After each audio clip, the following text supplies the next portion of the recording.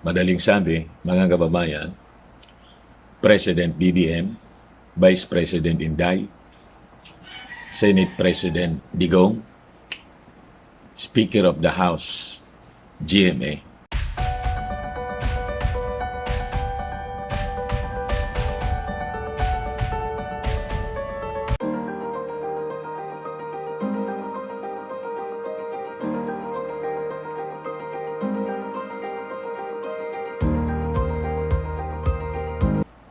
Tanong ko lang po sa inyo, halimbawa, with all indications po, si BBM manalo ng landslide.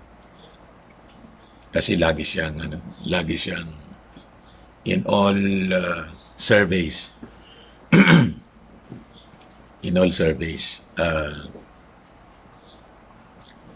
laging landslide po, hindi makakalahati yung ganyang closest rival.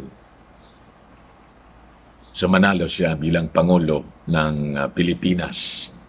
Adi tuwang-tuwa yung mga mamamayang Filipino, especially the Marcos loyalists.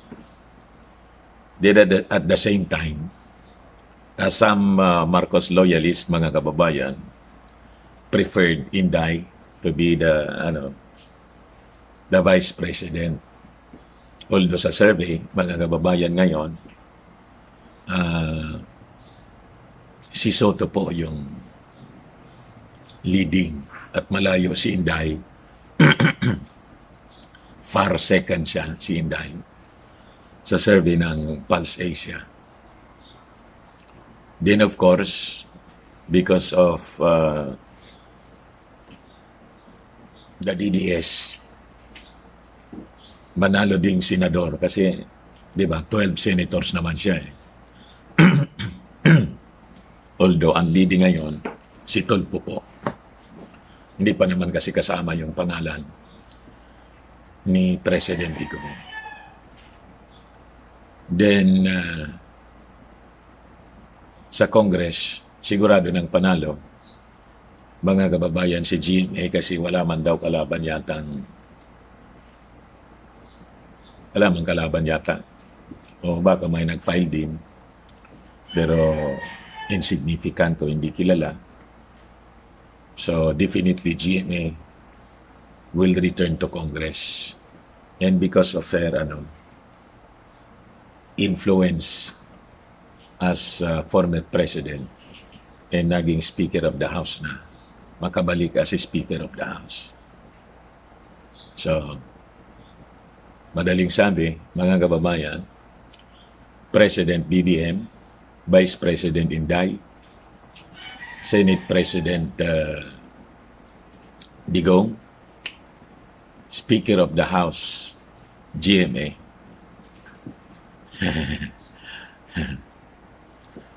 Ngayon, ang tanong ko po sa inyo, makatapos kaya si BBM ng 6 years? Iwan ko po sa inyo yung kasagutan sa tanong na yan. Now, si Inday po, wala man pong public support na sinasabi. Hindi man po siya nagsabi na tinatanggap niya yung adoption ng partido ni Bongbong Marcos. And she is running under lakas CMD ni Gloria Macapagal Arroyo. The President, si Digong, has publicly declared na never niyang ginusto si Marcos. So malinaw na ayaw niya. And in fact, as I was telling you, mga kababayan, sa mga previous natin, makikita ninyo ang pag-iwas ni Digong kay Marcos. 2016, pumunta si BBM kay President Digong. In-entertain naman, but ang kinuha for Vice President, mga kababayan, si Cayetano. Okay? Then, sabi ko nga sa inyo, yung protest filed by BBM against Lomi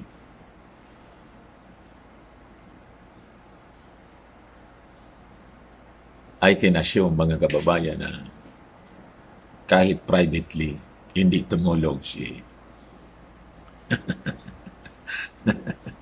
si President Digong, hindi tumulong po sa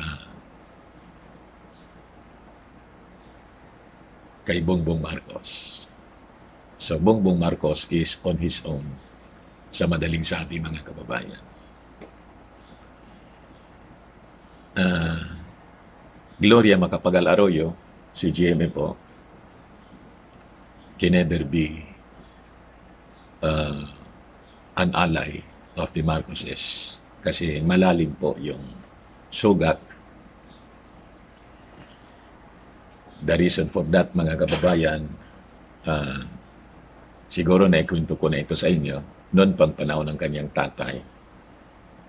Kasi po, yung tatay niyang si dating Presidente Diosdado Macapagal, tinalo ni Apo Lakay, yung tatay ni Bongbong Marcos, si President Ferdinand Marcos. Ito po yung sabi rito.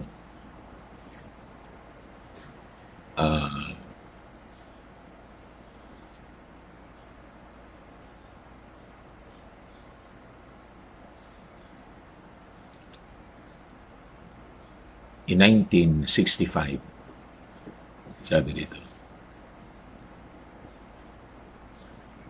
si Diosdado Macapagal stood for re-election.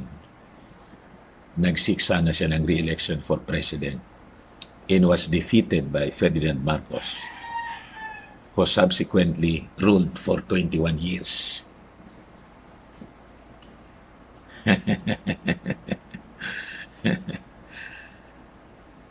So,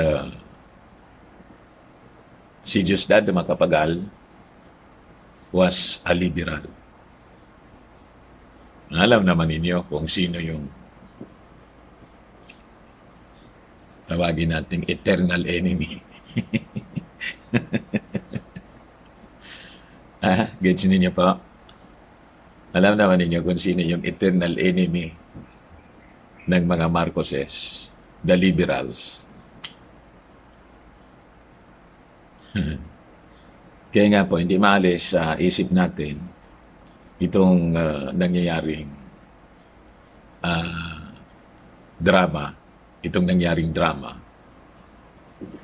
for the last several days and culminated po yesterday dun sa Commission on Election, kung saan si Inday Sara hindi tumakbo for president. And by her own admission, mga kababayan, doon sa kanyang statement, she planned, she think, and sabi niya doon, pinag-iisipan niyang maigi on the long term ang mga ginagawa niya. Hindi sa yung ang tawag doon, so padalos-dalos. So may long-term plan, mga kababayan, by her own admission, si Inday Sara. As I was telling you sa mga previous videos natin, the ultimate goal ni Inday Sara is to become president sana. Kaya lang, sabi ko po, nakita niya siguro sa survey, mahirapan na niya tayo na makuha yung mga Marcos loyalists na sumuporta sa kanyang tatay.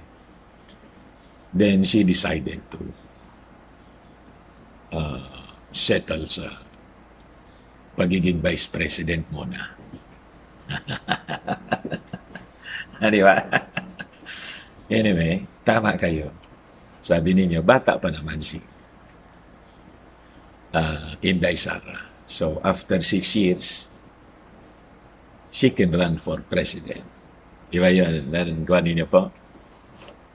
Yun ang sinasabi ninyo. No. Kaya nga po, tinatanong ko po sa inyo, halimbawa, iboto ninyo po si BBM, sigurado iboboto ninyo for president. Then, Digong, Senate President. Sara, Vice President, on standby. Di ba, succession po, pag may nangyaring hindi ka nais-nais, tulad ng nangyari kay Erap. In GMA, mga kababayan, the Speaker of the House. Nakikita ba ninyo yung naaninag ba ninyo yung naaninag ko? Baka isipin ninyo. Masyado yan, advance yung pag-iisip mo, Mr. Maravillas. Advance talaga po. Mismong si Inday Sara, advance mag-isip. So, kailangan po, advance din tayo mag-isip. As I was telling you, you have to protect BBM.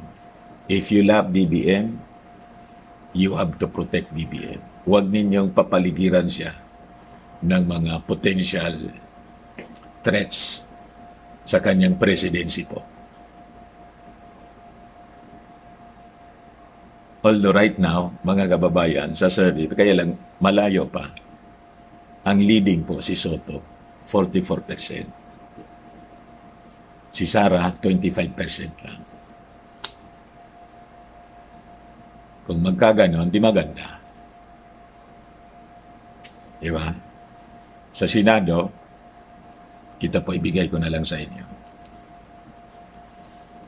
Tulfo Cayetano Escudero, top Pulse Asia Senatorial Survey. 68.4 voter preference po yung nakuha ni Tulfo, ni Rafi. Si Cayetano, 59.9%. And Sorsogon, Governor Francis Escudero, 57.3%. Sinundan, mga kababayan, ni Senator Migs Zubiri, 48.4%. Former Vice President Chijo Marbinay, 46.1%. Former Senator Jingo Estrada, 45.4%. Senator Win Gatchalian, 42.0%. In Action Star, Robin Padilla joined them in the higher ranks.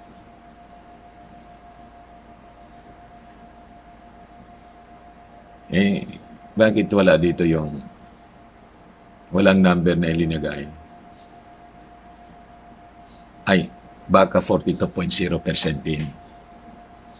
Senator Villanueva, 38.1%.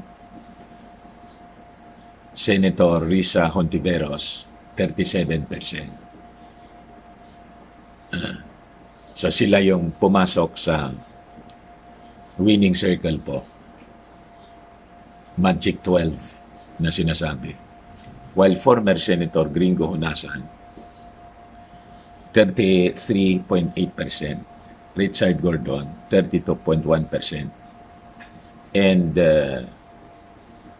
former Senator J.B. Ejercito Estrada on the 13 to 15 spot ranking. On the 16 to 20th place in the survey, pumasok pa rin si Estela. Then kasama rin mga kababayan sa pumasok sa labas. Pumasok sa labas, baligtad, si dating Quezon City Mayor Herbert Bautista, nag-file pala si Herbert, and si Harry Roque po, pumasok din sa labas. Kasama sa labas ng Magic 12, si Defense Secretary Gilbert Chidoro at si Senator Laila de Lima. So as you can see, mga kababayan, di pa man kasama dito si President Digong kasi kahapon lang nag-file through his lawyer for Senator. So in the next survey po, nasa sa inyo po kung ipapasok ninyo si President Digong. But if you love, sabi ko nga, if you love BBM and you want to protect him from threats in the future na baka biglang malairap, alam na ninyo inyong gagawin po, mga kababayan. Ayos? Yan lang po ang ating gustong itapik sa inyo. Hindi na tayo magsasalita ng masyadong napakahaba para madali di ba? Madali nating mag-gets. Ako po si Dante, maraming salamat po at maraming salamat pala doon sa mga viewers natin, yung mga nagba-viral na po siya. 114,000 yung video kong isa. Just kahapon yata yun. And yung ngayon, close to 60,000 yung kagabi. So, maraming salamat sa inyong pagsubaybay. At binabasa ko po yung mga reactions ninyo, nakakatuwa. Kasi nagustuhan ninyo yung ating mga analysis. But of course, there are some, very few, talagang ganun. Hindi natin pwedeng pagustuhin yung lahat ng tao. May kanya-kanyang posisyon po. Ang akin lang ay opening your minds sa mga possibilities. So that yung mga pinaghirapan po ninyo ay hindi masayang. Kasi po, mga kababayan, alam naman natin kung bakit the whole world di ba? Ika nga, the whole world is against Bongbong Marcos. Alam na ninyo kung bakit ayaw nila makabalik. So, yun lang po, mga kababayan.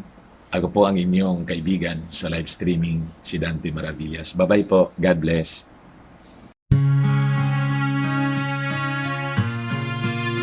What we hear right now, especially with the dominant voices right now who are in opposition to him, is more of a caricature of somebody that they would like for people to believe. I knew the man.